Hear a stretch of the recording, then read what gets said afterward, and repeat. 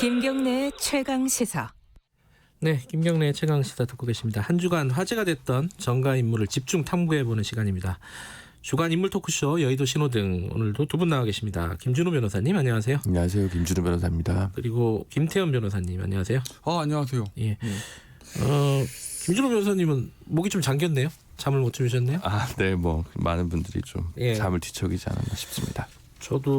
저는 일찍 잤는데 한 11시쯤 계속 인터넷을 보다가 이게 뭐 어떻게 된 거야 이렇게 궁금하잖아요. 걱정도 되고 그래갖고 보다가 새벽에 일어나서 바로 열어봤더니 사망 소식이 들어와 있더라고요. 사실은 이분에 대해서 얘기는 오늘은 너무 많은 얘기를 할 필요는 없을 것 같아요. 그죠? 네. 네, 이게 하루 만에 뭐 평가를 하기도 힘들고 지금 상황 파악도 제대로 안 돼 있는 상황이라서 요번 얘기는 뭐 다음으로 좀 미루도록 하고요. 그렇죠. 저는 뭐 그냥 하나만 뭐 이제 어쨌든 그 뭐랄까 기사거리를 주문하잖아요. 데스크가. 그렇죠. 네, 언론 같은 사건이 경우는 생기면은, 네, 어쨌든 기자협회에서 만든 그런 보도 준칙이 있으니까. 특히 자살 보도 관련된 준칙들이 있죠. 고 자살 보도 준칙도 있고 성폭력 관련 보도 준칙도 있고. 두 개가 다 얽혀 있는 거기 네, 때문에. 그래서 고인에 대한 애도와 또 피해 호소인에 대한 예의, 윤리 이런 것들을 좀 잘 교직해서 좀 기사량 자체 볼륨량을 좀 줄이더라도 좀 그런 것들을 좀 잘 고민하는 언론의 자세를 좀 당부드리고 싶은 생각이 듭니다. 아까 윤태곤 실장 얘기랑 맥이 같은 얘기예요. 김준우 변호사님 얘기도.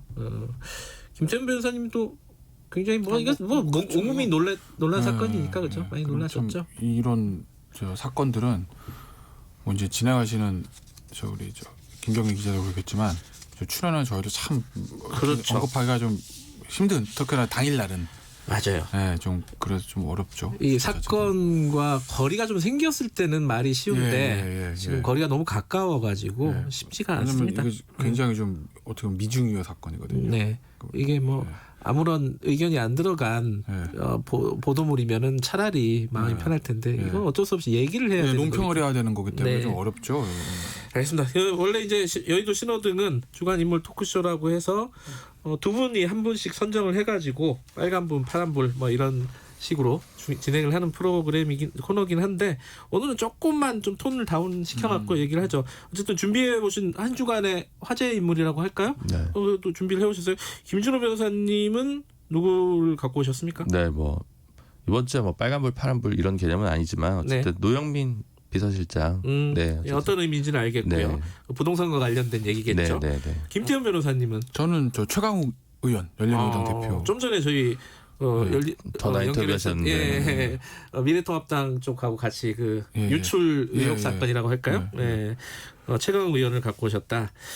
뭐 한 분씩 얘기를 해보죠. 노영민 실장은 굉장히 곤혹스러워졌어요. 부동산 맞습니다. 때문에 그죠? 네. 그나마 이제 이낙연 의원이 좀 이야기를 하고 하면서 이제 원래 서울에 있는 아파트 한 채와 청주에 있는 아파트 한 채가 있었는데 이제 1인 2주택을 다 1인 1주택으로 줄이자라고 본인이 제창하면서 서울이 아닌 청주 아파트를 팔면서 이제 좀 논란을 키웠죠. 근데 결국 지금 이 서울 강남 반포 쪽에 있는 아파트도 처분하기로 입장을 표명하면서 그나마 좀 일단락 되었는데 여러 가지 시선이 좀 있을 것 같아요. 예를 들어 뭐 보수 야당 쪽에서 보면 다주택을 규제하는 자체가 위헌적이다 이렇게 이제 보시는 입장에서 또 어떻게 보면 1인 2주택까지 뭐 전부 규제를 해야 되냐 이건 좀 너무 뭐랄까 정치적인 좀 레토릭이랄까 그런 거 아니냐 이렇게 보시는 분들도 있을 것 같아요. 왜냐하면 지금 보유세나 이런 부분들도 3주택부터 세율이 다르고 2주택까지는 좀 물론 이제 액수에 따라서 2주택도 1주택도 그렇지만 1주택과 2주택의 세율의 차이는 없거든요. 현재는 왜냐하면 이제 뭐 노모를 모실 수도 있고 뭐 여러 지역에 직장이 있을 수도 있고 이런 경우에는 또 이제 되죠. 물론 이제 뭐 강남 뭐 3구에 두 채가 있다 이러면 또 뭐 투기 목적으로 좀 더 보겠지만 이런 경우까지 하는지 어쨌든 그럼에도 불구하고 본인이 오랫동안 지역구였던 청주에 있는 아파트를 팔고 그게 하나 좀 걸렸었죠. 그렇죠. 그게 있고 또 그러면 결국 강남 불패 신화를 청와대에서도 보증해 준 거 아니냐라는 시그널이 그래서 비서실장의 행태로서는 좀 적절치 않은 부분이 있죠. 어쨌든 본인들이 이제 꺼내놓은 말에 대해서 지행 합의를 좀 안 되는 부분이 있기 때문에 부동산 정책이라는 게 시장과 맞서서 꼭 싸워서 이길 수 있는 것은 아니다라고 보시는 분들도 많지만 네. 잡겠다고 했으면 그를 위해 최선을 다하는 모습은 보여줘야 되는 게 위정자들에게 바라는 태도거든요. 근데 그를 준수하지 못했다는 점에서 좀 화를 자초하지 않았나 싶습니다. 어떻게 보셨어요? 요거는 사실은 좀 가혹한 거 아니야? 라는 시각이 있고 그걸 조금 더 나가면은 뭐 주호영 원내대표처럼 이거 반헌법적이다. 이렇게 갈 수도 있는 건데 김태현 변호사님은 요런 상황은 어떻게 보셨어요? 저는 좀 가혹하다고 보는데 네. 반헌법적인 것까지는 왜냐면은 예를 들어서 그걸 조건에 붙여서 네. 그러니까 뭐 반헌법적 발상은 약간 정치적 레토릭인 건데 예. 안 팔면 잘라 우리가 아. 예를 들면 판검사들 안 팔면 임용 안 시켜줘 예를 들면 승진 뭐. 안 시켜줘. 네, 뭐 이러면은 이제 반헌법적인 거 맞죠. 그렇지만 이건 좀 불이익이 부과된 건 아니기 때문에 반헌법적인 건 아닙니다. 그냥 정치적 레토릭. 주영 원내대표 판사 출신이 다 잘 알겠죠. 다만 이제 미래통합당 입장에서는 뭐 다주택자를 옹호한다 뭐 이런 문제가 아니라 네. 정부의 정책 방향 자체가 잘못됐다는 거예요. 저도 그렇게 봅니다. 그러니까 부동산 정책이 아니라 저는 부동산 정치를 한다고 보고 모든 이제 정책이란 게 목적이 있고 거기에 맞는 수단이 있거든요. 네. 현 정부의 정책이 야 우리는 무조건 다주택자 뭐 1가구 2주택이든 뭐 무조건 다주택자한테 중과세에서 세수를 확보해야 되겠어 네. 라는 목적을 가지고 하는 정책이라면 베스트 정책의 목적이 근데 그게 아니라 다주택자들한테 중과세를 하면 아무래도 그 견디다 못해서 물량이 좀 나올 거고 네. 그래서 물량이 나오면 공급이 늘어날 테니까 수요 공급 원칙상 주택이 떨어질 거야 라는 부동산 가격 안정 목적으로 한 정책이라면 0점 저는 그렇게 얘기를 해요. 근데 속내는 모르겠지만 겉으로는 부동산 가격 안정화를 위해서 이거 보유세랑 저 종부세 중과세 한다는 거거든요. 그러니까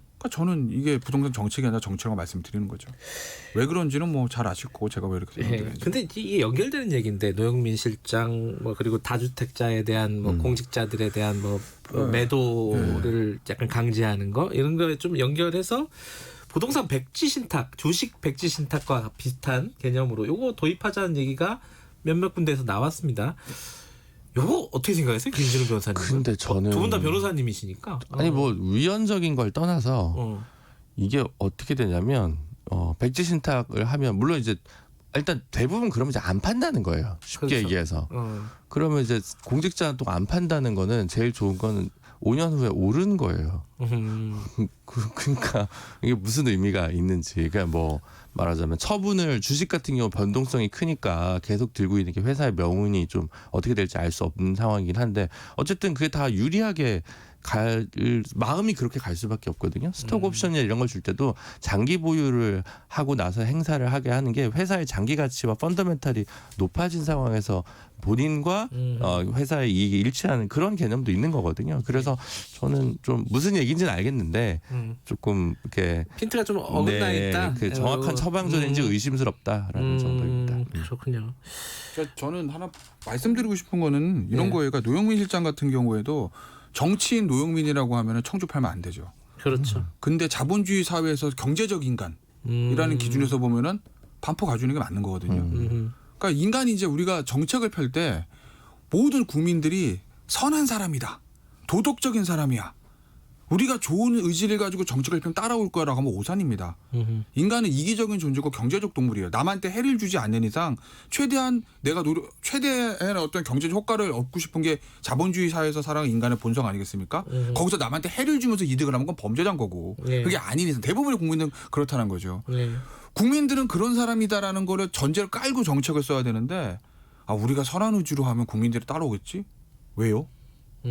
이거의 현실적인 문제들을 좀 자각하실 필요가 있다라는 이제 청와대 정책 당국자들이 오늘 뭐 부동산 정책 발표된다니까. 오늘 그 연기되는 아니 걸로 당정 협의는 연기가 네, 됐는데 네. 발표는 한다는 거예요. 네. 근데 저는 이것도 효과 전혀 없을 거라 보는 게 예를 들어서 방향이 똑같잖아요. 안 됐잖아요 이제까지. 22번이든 4번이 숫자의 문제가 아니라 안 됐으면 방향을 바꿔줘야 되는데 또 그대로 갑니다.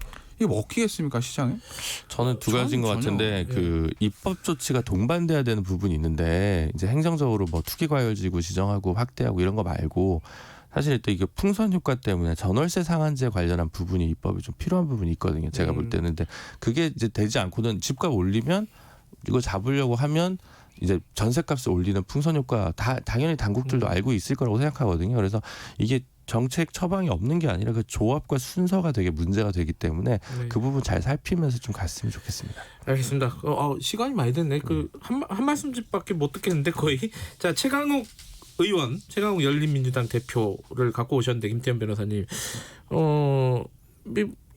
항상 화제가 되는 분이에요, 사실은. 근데 어제 화제가 된 거는 법무부 알림 문자가 유출이 된 거 아니냐. 근데 본인은 지금 부인하고 있고. 본인은 부인하고 계시고 일단 부인하는 거 법무부 쪽에서도 뭐 제 가한 최종안 이렇게 얘기를 했어요. 그 실수가 있었다 실무적으로. 근데 이제 그 얘기들도 한번 맞아는 떨어져요. 뭐 이제 추미애 장관이 초안을 주고 대변인이 수정해서 최종안을 만들었는데 대변인은 당연히 최종안만 언론에 보냈는데 장관은 최종안 다 나가는 걸로 알고 있었고 장관의 보좌진 아마 정치인들 때부터 보좌진이겠죠. 보좌진은 지인들한테 초안하고 수정안 다 보냈다. 그런데 최강욱 대표는 이 SNS에 있는 뭐 최민희 전 의원 얘기 나옵니다만 그걸 받아가지고 본인이 복사해서 붙였다는 건데 좀 납득이 안 되는 거 기자시잖아요. 네.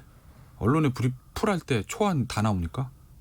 초안은 안 나요. 근데 초안이라고 이제 유출을 했다는 건지는 잘 모르겠어요. 그러니까 어제 법무부 어제 얘기는 그래요. 법무부 얘기는 그래요. 어제 법무부 쪽 얘기는. 근데 우리가 또 그게 납득이 안 된다. 그래서 기사 주고 보도자료 민변일 때 많이 써보셨잖아요. 버전 1 버전 2 있습니다. 당연히 최종안만 나가죠. 초안이 나가는 경우 어디 있어요?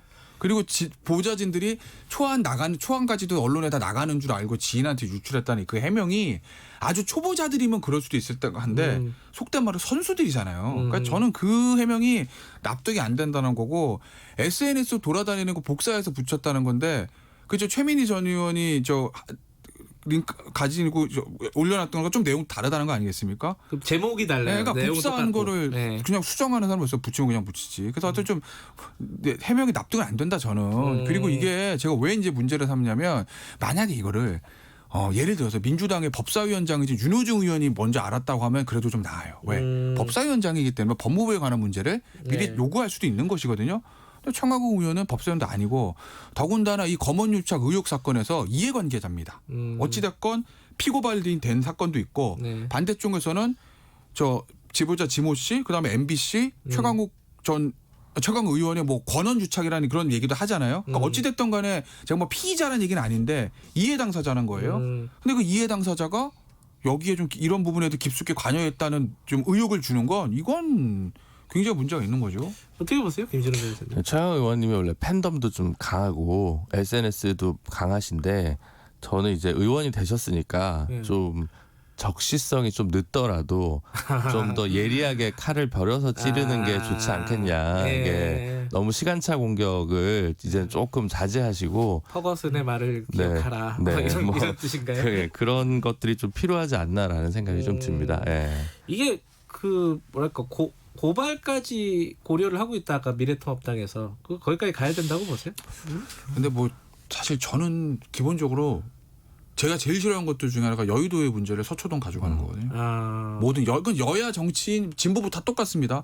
뭐만 하면 서초동이에요. 근데 그 사실 여의도에서 해결하는 게 맞는데 어찌됐건 간에 뭐 법적 고발, 뭐 법적 미래통합당 입장에서 고발한다고 뭐 중앙지검에서 수사 잘 될 거라 생각하고 하겠습니까? 그건 아닌 거죠. 제스처 정치적인 건데 어쨌든 정치적으로는 저는 문제 삼을 필요는 있다고 봐요.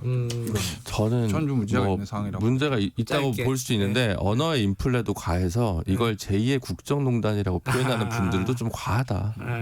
그 정도. 그렇군요. 어쨌든 뭐 오늘 상황인지라 여러 가지로 마음이 무거워서 얘기가 이렇게 쉽게 잘 나오진 않았습니다. 어쨌든 두 분 다 고생하셨습니다. 네, 다음 주에 다시 뵙겠습니다. 김준우 변호사님 그리고 김태현 변호사님이었습니다. 김경래 최강시사 이번 주는 여기까지 하죠. 많이 놀라셨을 겁니다. 주말에 많이 추스리시기 바라겠습니다. 다음 주 월요일 아침 7시 20분에 돌아옵니다.